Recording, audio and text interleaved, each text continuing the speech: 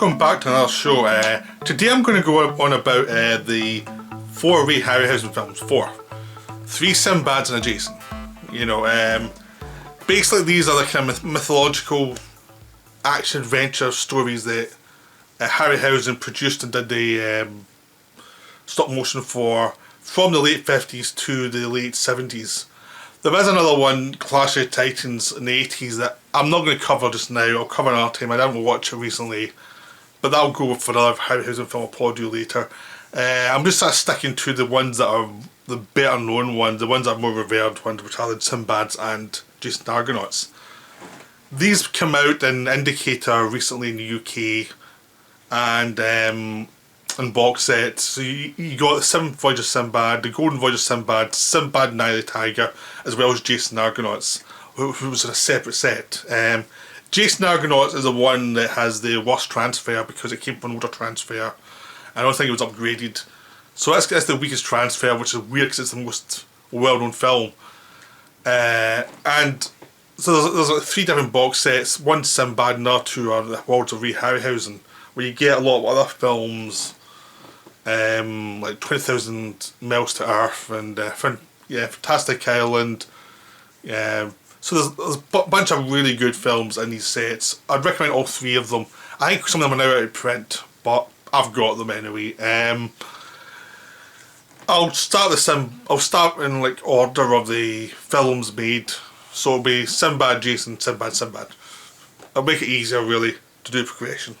Right, the first Sinbad film is the 7th Voyage of Sinbad, and that's excellent. It's not even 90 minutes long. It knows what it's doing and it just does it. It's not the most polished of the films. I mean, the next 2 films I'm going to talk about much more polished films and much better put together films. But this is a really good start. This is still coming out all the time when Harryhausen and his producer Charles Shear were making like B movies like Earth vs Flying Saucers and things, before they kind of upped their ambition a little bit. So this is the first one they did, and it still had the kind of elements of the B movie, which was 90 minutes long. B movie actors. I think it was shot in Spain, and there's lots of actors with American accents that don't even try and hide it. When they say Allah, they say it wrong, a very American way.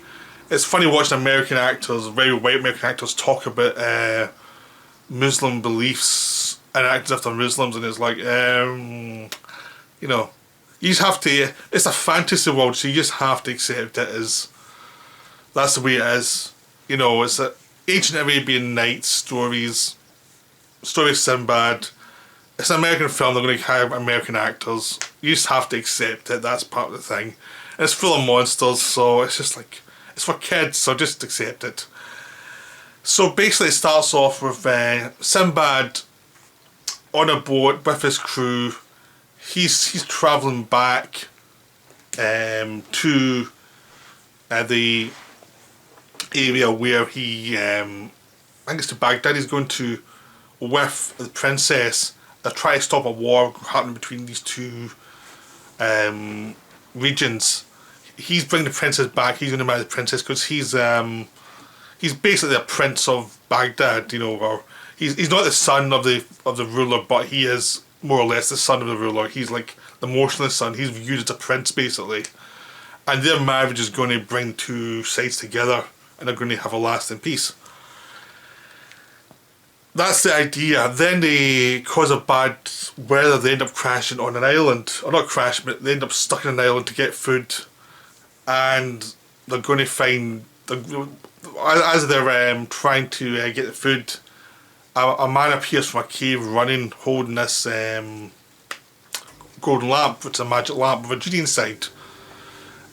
Cyclops is chasing them, and they escape with their lives, but Cyclops gets the lamp back. But the wizard escapes with them, and they go to Baghdad, and the wizard's desperate to go back and find this genie and have control of the lamp because it's all powerful. He can do lots of things, but he says he can use it for good because he's talking to people who he's trying to make them trust him. And he's such an evil guy that you don't trust him at all. He's so over the top, but wonderfully over the top. It's just great. And to convince them to go back to the island, he tries different things. He tries to tell the future where everyone's going to hell. And at that point, people are sick of him, so they're going to tell leave Baghdad or we'll kill you.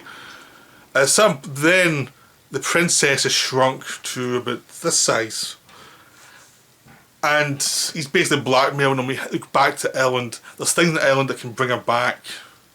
But he says he claims he didn't do it, obviously, but no one trusts him. So they go back to the island to try and get these things to get the princess back, because if the princess does not put back to her normal size, there will be a war. So they have to do that to stop the war. And they go back to the island, there's lots of monsters, and they have to fight the monsters, get the stuff, get the princess back to her normal size, and defeat the wizard, and make sure he doesn't get the genie. Now, it's a simple enough plot. It's really straightforward. I mean, the first 20 minutes is a lot of setup, but after that it's just monsters. And it goes along at a really good clip. The actors are having fun. You know, they're playing stereotypes, they're enjoying themselves. They're Kevin Matthews, who's Sinbad, was also Gulliver in an earlier film by Harryhausen. He's a lot of fun as Sinbad. He's not the greatest actor, but he knows what film he's in, and he's having a lot of enjoyment from the film he's in. The leading lady is good fun as well, because she knows the film she's in too, and she has a sense of humour. And all the actors know what they're doing, and it's just really enjoyable. The lead villain knows he's the villain. He'll play up the villainous. He's bald. He's really intense. It's a great fun film. You've got like flying monsters. You've got cyclopses. You've got dragons. You know, you've everything you would want. You've got evil layers for the villain. You know, you have people getting killed left and right by the monsters. It's just great. It's just so wonderful. It is a fairy tale story. It's just so well done. It does have the taint of the 50s where it is so cheesy and all American that the stuff to do with the Middle East kinda looks dodgy if you let your mind go that way. But if you actually just say, look, this is just, the film was made in the 50s by Americans, that's just the way it is, and just go beyond that, you'll be fine. It's inoffensive, it's not trying to offend anybody, it's trying to say this is the funniest world we're creating, just go with it. And if you do, you'll have a great time. I showed this to my nephew, he loved it. He was like 8 when he saw it, he just thought it was great. So, it's for kids, but adults will love it too. So, Sinbad is a highly rated film for me. The new transfer is gorgeous. You can see all the details, it's just wonderful. It's just a great, terrific kids film that all the family can watch. Then we have Jason And The Argonauts, which is the peak of Ray Harryhausen films that have been building from the early days. This is the one everyone knows, everyone loves. You know, it's Jason going after the Golden Fleece. Jason, whose mother and father were killed when the kingdom's taken over. Jason escaped. Now to get his kingdom back from the evil king, he has to go and get the Golden Fleece, so that when he takes over the land, he brings back the Golden Fleece. He will not seem like a conqueror, he will seem like someone to try to bring peace back to the land, rather than just someone who's out for themselves. Because that's the big problem, because the other guy took over the land for himself, and curses followed because no one trusted him. So to take him out, Jason's going to have to do something to show that he means more than just being a evil, power-hungry guy. So he creates the Olympics so to get the best men, and they go to try and find the Golden Fleece, which means building a ship, travelling through the waters, dealing with the gods who are on either side of the argument. Some like him, some don't. So he gets help from some of the gods. They land on an island at a certain point, and there's a wonderful sequence where they're up against this big milk creature. It's the thing you remember from childhood. It's the thing from Jason And The Argonauts where the bronze statue suddenly turns and starts attacking all these sailors. It's the one thing from childhood that everyone's seen Jason remembers, because it's the iconic sequence from the film. And even watching now, it looks great. It just looks so good because the idea is so good that it's wonderful. They've also got them going through these straits that are moving, and it's almost like the rocks are alive, and Poseidon comes up and keeps it open so Jason can get through. You know, there's all sorts of... They meet Patrick Troughton as a blind man who could see the future. He mocked the gods. Now he's been punished by Zeus, by these two harpies that come down and keep him being tortured. So Jason, to get the information about finding the Golden Fleece, he helps them he captures the harpies and puts them in a cage so that Patrick Troughton's character can actually live his life again. That's what kind of annoys Zeus, because Zeus put the curse on the guy in the first place. You also, when you finally get to the island where the Golden Fleece is, he has to deal with the political machinations. He has to deal with a traitor in his own ranks, and he has to go and fight monsters to get the Golden Fleece, then escape the island, which means fighting the skeletons. And the other iconic part of Jason And The Argonauts, fight the skeleton army. There's a skeleton and going in the Voyage Sinbad, there's a skeleton fight at the end.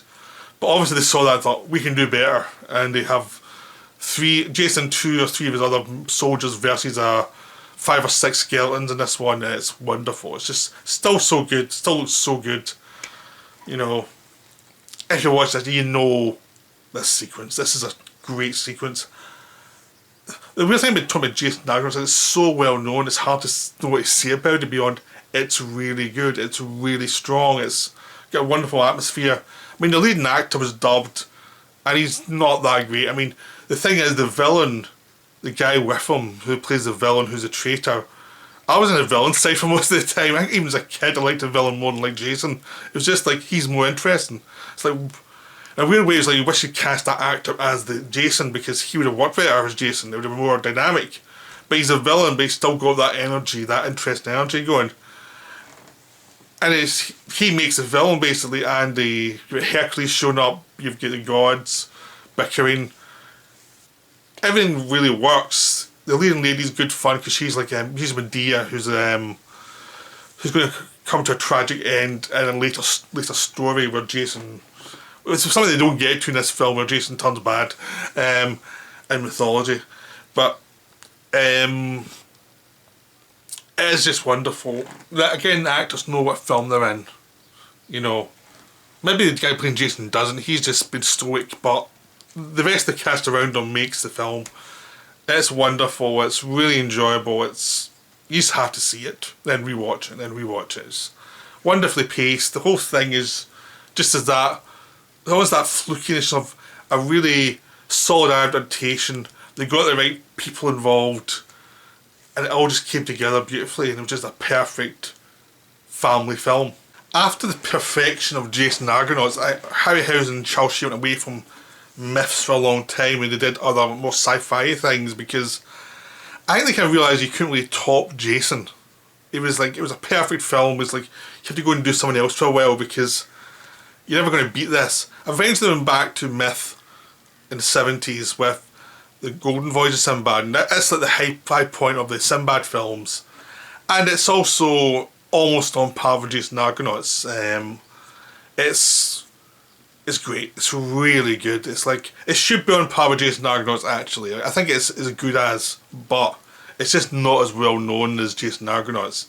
Because, I mean, basically, John Philip Law as Sinbad, he's a very enjoyable Sinbad. He knows what film he's in. He can do the Damien Do stuff quite easily.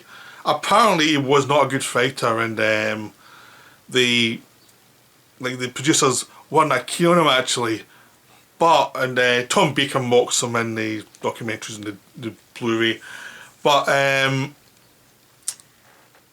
he's a really terrific Sinbad. He really knows what he's doing in Sinbad. Maybe they had to cover him during the fights, I don't know, but he works as that character. He knows what he's doing. You really enjoy watching him as Sinbad. Martin Shaw plays the sidekick, and Martin Shaw's having fun playing the guy who says, this is not going to work out well. So it's a very early performance with Martin Shaw, and he's a lot of fun as the sidekick. Carolyn Monroe is the slave girl who is freed by Sinbad early on, and she's got an eye in her hand that signifies something mysterious that no one understands yet. And she's good fun. This was just because the person who wrote this, Brian Clemens, directed her in a film the year before, which was the Captain Kronos film I adore, by the way. If you see my Hammer videos, you'll know I adore Captain Kronos. I'll mention it any time possible. It's so much fun. So because of that connection, she got this part. The best actor in the film was Tom Baker. Tom Baker's the villain. This is before Doctor Who. So there's a lot. There's a lot of Doctor Who's in the Harryhausen films in this collection I'm talking about. But Tom Baker just makes the film. Tom Baker is the mad wizard sorcerer who's his greed is the point of the film. They'll try to stop Tom Baker. That's the whole point of the film. It's like every plot point is them trying to stop Tom Baker, and they try to work out what he wants before he can find it, so that they can stop him. They don't know what he wants, but they know it's tied to these three parts of this one medallion thing that's going to give him lots of power. And there's a map, and you have to follow the map to try and find out the other parts and find out what's going on.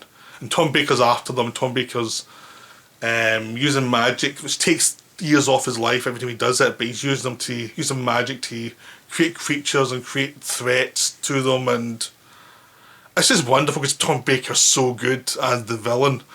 It is kind of like he's just playing evil Doctor Who before he played Doctor Who. It's just like that charisma he's got mixed with the villainous, and he just plays it up perfectly. He knows exactly what he's doing, and he pretty much, it's one of those things with performance by someone who knows he's stealing the film.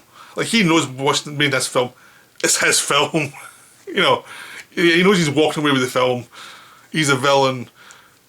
Sinbad's a hero, but the villain's the one they're all here for, and he really plays it up. He's pretty much the best villain of the four films I'm talking about, with a villain from the Seventh Voyage being a close second, because the villains in these two Sinbad films are so good. It's like so enjoyable watching them. But Tom Baker is just so much fun as a villain. You just want to see more of him. You just want to go back to his scenes anytime possible, because he's always going to be fun. But the action scenes are all great. This Sinbad's trying to figure stuff out. He's he knows things are rotten. He's got one of his sidekicks is the guy who's running the town that's under siege by Tom Baker's black magic, and his face has been burnt off, so he's got this golden mask on. But he's the guy with all the information. They go from place to place. He gives information. They've got this drunk sidekick as well, who goes with them, who's been sent by his father to try and learn a trade. So he's on this boat, and he's just useless, but a lot of fun though. Like, even what should be annoying side characters is a lot of fun because they tone it down and don't let them take over the film. You've got some nice bits where the masthead comes to life and starts attacking people, when it's really just after the map, so he knows where Sinbad's going. And there's just tons of wonderful stuff. I mean, they end up going. One of the big sequences people remember is the bit where they go into the cult cave where there's the Indian goddess with the 6 arms, all with swords, and she's fighting Sinbad and his people. That's wonderful. There's a half man, half horse character who's carelessly eating all these human sacrifices, and he's the protector of the domain that Tom Baker's trying to get to, but he's also pretty evil. And there's a creature here that's also good to try to fight this creature too, which creates wonderful moments. So you've got nice monster fights, you've had some nice daring do, you've got them fighting different creatures, different people, and it always goes at a great clip, and it's just wonderful. It goes from moment to moment, and you're enjoying it all the time, and you're always interested to see what happens next. But the plot's not that important, it's the atmosphere. It's this idea of this culture that's made up, basically. It's meant to be the Middle East, but it's not really. It's Middle East via Greek mythology and a bunch of other stuff.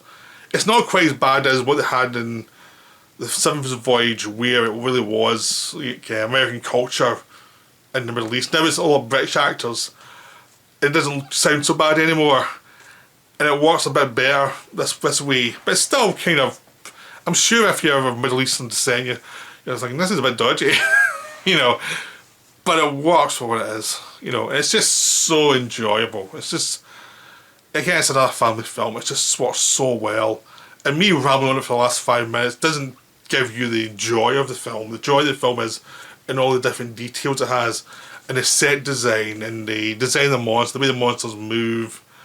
You know, it's just a wonderful film. It's just great. I mean, it's worth buying that box set just for that one film. But, you know, the other ones are worth seeing as well. So now we're going to the final film in the box set, and the final Sinbad film, which is Sinbad and the Eye of the Tiger. I wish we were going to end in a good one, but we're not. This is the weakest of all these films. I would say it's about a third as good as any of the rest of the films. It's not that good. It's pretty boring. It was made in 1977, I think, and it's a kind of thing where they've made the film and they don't have that much inspiration, and they've miscast certain parts. And the big problem they have is they do not have a good villain. They don't have a good Sinbad, and Sinbad doesn't do anything for most of the film. Basically, it's Patrick Troughton, who's the old advisor who pretty much takes over the film, and whenever he's in a film, it's great. You know, basically they're relying on Troughton to carry the entire film at a certain point. Patrick Wayne plays Sinbad, and he's awful. I mean, he's really, apparently, according to the legends, when the producers saw him start to act in the film, they knew they were in trouble, and they just tried to give stuff to everyone else just for damage control, really, because it was like they knew there was a problem because he talks so. He doesn't have any moderation to where he speaks. He speaks in weird ways the whole way through the film. It just does not work. But you've got Jane Seymour as love interest, and she's carrying most of the stuff on the boat because her brother's been turned into an ape by the evil witch. The evil witch wants her son to be the king. Now the son is a mother's boy, and he is no threat whatsoever, so that's a big problem. They've got a minotaur, a metal minotaur, who's there to cause trouble, so he does all the stuff for them. But after the villains of the last few films, who were very inventive and could use black magic, in this one it feels like the villain doesn't know that much. The villainess, she can turn herself from animal to a human and back and spy on them. But she doesn't know much beyond that, so she's not that much of a threat, and she seems to make a lot of stupid decisions throughout the film. So you have no threat of the villain. The villain scenes are useless. The actors do their best to make it work, but there's no villain that's worth a damn. Especially after the villains of the last few films, this makes it really, really bad. You don't have a Sinbad who's worth a damn, and Sinbad is pretty much following what he's told throughout the film, and Patrick Troughton's got most of the exposition and most of the funny buff stuff because he can act, and he's as animated as any monster in the film. And basically there's a creature, the prince is turned into the baboon. The baboon is a showcase. The baboon's in the film throughout, and thank God, because it takes the stress off Patrick Wayne as the worst Sinbad ever. So the baboon's good, Patrick Troughton's good, but the plot just meanders, because they're going from place to place, but nothing really happens in any place. It's just like, they go to a place, they get attacked briefly, and then they're told, oh yeah, we'll go with you. And that's it, and then they go through ice for like half the film, it seems. And then they arrive at land, go there, deal with another monster, go to the place, get the guy changed back, and fight a monster, and then it's over. It's like, there are some nice elements, the idea of this land within the ice that's fresh land and it's a land of monsters. That's a nice idea, but they're not there long enough for it to really take effect. They should have been there like 20 minutes in and fight monsters the rest of the film. That would have made it much better. Instead of on a sea voyage that goes on forever and it's just exposition alley for stuff you don't care about. You know. And the monsters are good, but they're not great. And it's paced a certain way, like, it's the longest Sinbad film, but it feels it should be the shortest. Because there's a good half hour that should be gone. I mean, there's just lots of exposition that should not be there. And it just feels like it's a first cut that wasn't cut down. It feels like the director put a first cut out and then they put the monster on top of it, and then they never went back and said, okay, let's lose some stuff here now, because some of this stuff doesn't work. Doesn't happen. So you have a film and you end up feeling like it was entertaining and all, but it wasn't that great. Basically it was entertaining because of Patrick Troughton. And there's some nice monsters, but even the monsters aren't that great. There's also some really bad green screen in this one, where obviously the extras playing the characters going from these foreign lands, and then when you went to the close-ups, it would be the actors in the studio with a green screen. And the green screen, you can see a mile away. The green screen's much worse than what I'm doing. And it's like, oh, it's horrible when there's green bits taking their, you know, the hair and things, and it's just terrible. But it's an enjoyable bit of Hokum. It's just not as good as the other three. The other three are great. This one's like enjoyable, but too long and just doesn't quite work. But it's fine. But see the first three. This one you don't have to really rush through, but it's okay. But I hope you enjoyed the video. I'll be back with another video, a list video for a change, to finish the week off. So I'll see you soon.